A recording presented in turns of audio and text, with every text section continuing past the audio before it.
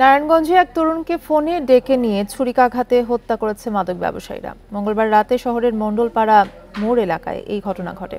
নিহত নাসির শেখ ফতুল্লার ফরাজিকান্দা এলাকায় ভাড়া বাসায় থাকতেন। স্বজন ও প্রত্যক্ষদর্শীরা জানায়, রাতে মোবাইলে কল আসলে মার্কেটে যাওয়ার কথা বলে বাসা থেকে বের হয় নাসির।